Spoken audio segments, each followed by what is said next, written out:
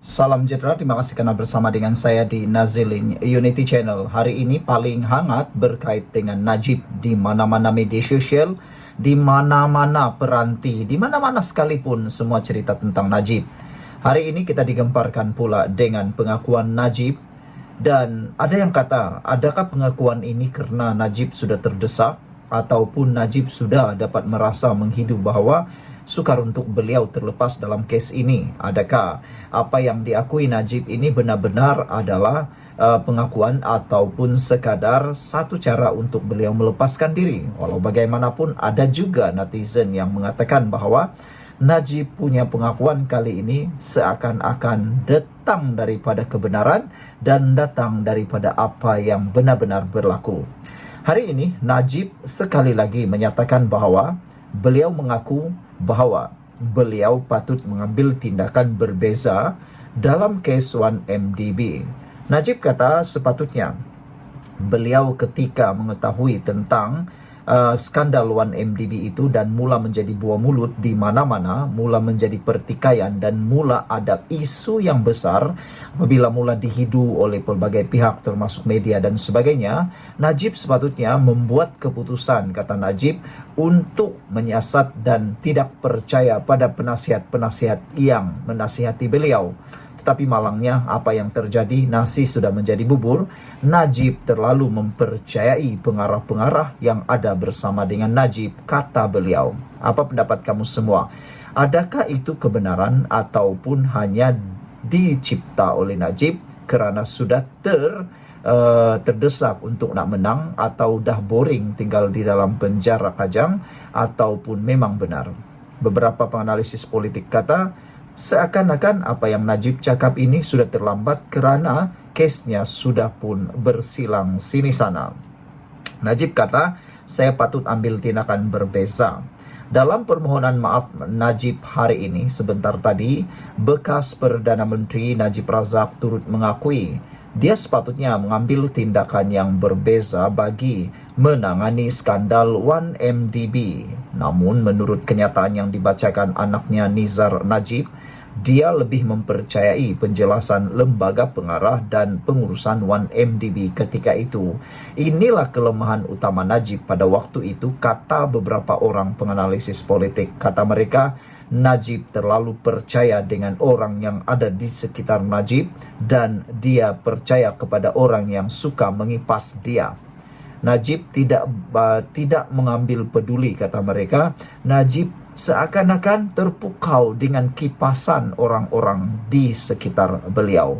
Ada orang yang cuba menyedarkan Najib, ada orang yang cuba tak sehaluan dengan Najib.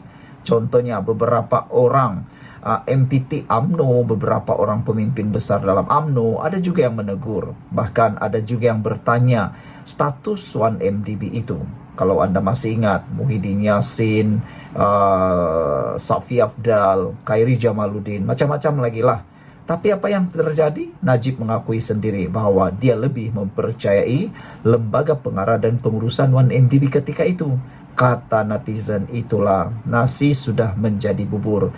Itulah kata mereka, tak fikir panjang. Apabila berlakunya kebimbangan dan pelbagai pihak mula mempersoalkan apa yang berlaku di 1MDB, saya sepatutnya mengambil tindakan berbeza, kata Najib. Sedih jugalah mendengar pengakuan Najib ini apabila beliau menyadari kini selepas lebih kurang 2 tahun dalam penjara, barulah Najib menyadari bahawa beliau telah melakukan kesilapan yang paling maha besar dalam kehidupan beliau apabila lebih mempercayai penjelasan lembaga pengarah dan pengurusan 1MDB ketika itu berbanding dengan orang yang lain. Najib juga telah mengatakan, saya telah mengarahkan pelbagai siasatan dijalankan, namun saya cenderung untuk mempercayai penjelasan oleh lembaga pengarah dan pihak pengurusan 1MDB, katanya lagi. Ada pengulas politik kata, kini Najib cuba mencari kambing hitam, menyalahkan pengurusan lembaga pengarah dan pengurusan 1MDB, kata mereka lagi. Walaupun begitu, ada juga netizen khususnya penyokong-penyokong Najib yang mengatakan bahwa memang Najib dianiaya oleh lembaga pengarah dan pihak pengurusan 1MDB, kata penyokong Najib. Hari ini Najib membuat permohonan maaf secara terbuka atas skandal 1MDB. Namun, Najib masih kekal menyatakan dia tidak bersalah dan meletakkan kesalahan kepada Jolo dan eksekutif Petro Saudi. Nah, itu yang dikata oleh penganalisis politik tadi. Najib, walaupun sudah memohon maaf, walaupun dia sudah sadar akan kesilapan besarnya, tetapi Najib masih tetap bertahan bahwa dia tidak bersalah dan masih meletakkan kesalahan pada Jolo dan eksekutif Petro Saudi.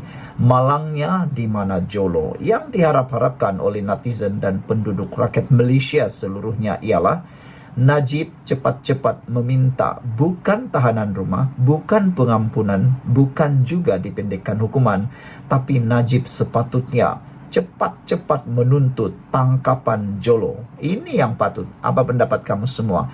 Bagi penganalisis politik, apa yang didedahkan oleh Najib ini sebenarnya tidak membawa apa-apa perubahan pun.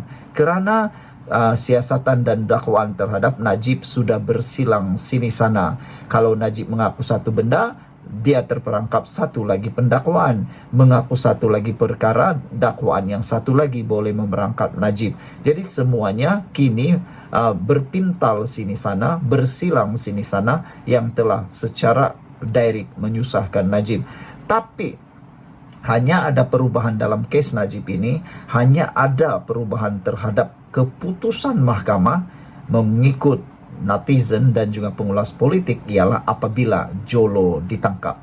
Jadi tiada pilihan lain. Sepatutnya Najib bukan mengaku, bukan membuat pengakuan seperti ini, tapi Najib sepatutnya memohon sekeras-kerasnya kerajaan Malaysia cepat-cepat tangkap Jolo.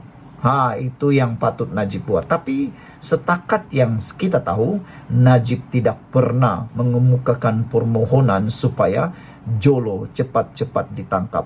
Kan bagus kalau peguam-peguam Najib ni bertindak mendesak kerajaan tangkap Jolo dengan segera. Kan bagus kalau para penyokong Najib ini menganjurkan satu solidariti untuk memohon supaya Jolo ditangkap dengan segera. Itu lebih bermakna daripada apa yang sedang berlaku sekarang ini. Najib berkata, perkara itu telah diakui Najib dan kini sebenarnya apa yang dibuat oleh Najib, permohonan maaf, pengakuan-pengakuan beliau yang terkini ini bukan menjadi jawapan, tapi kini menimbulkan lebih banyak pertanyaan, menimbulkan lebih banyak persoalan daripada jawapan. Bahkan semua netizen kini mula mempersoalkan perkara soalan-soalan yang lebih kritikal kepada Najib. Jadi, Jolo tangkap segera. Sementara itu Najib berkata apabila dia mula merasa curiga dengan apa yang sebenarnya berlaku dalam 1MDB, kebimbangan utamanya adalah untuk memulihkan kedudukan kewangan dan risiko yang ditimbulkannya terhadap hubungan diplomatik dan dua hala peringkat tertinggi dengan Arab Saudi. Saya telah pun dihukum dari segi politik. Walaupun dengan jelas saya bukanlah dalang kepada segala penyelewengan dalam 1MDB dan tidak pernah sekalipun bersubhat dengan Jolo, katanya. Justru saya tidak sepatutnya menjadi mangsa dari segi undang-undang, katanya lagi sambil menyorakan proses mahkamah akan dapat membuktikan dia tidak bersalah. Najib kini sedang menjalani hukuman penjara di penjara Kajang selepas disabit bersalah dalam kes rasuah SRC Internasional berjumlah 42 juta ringgit.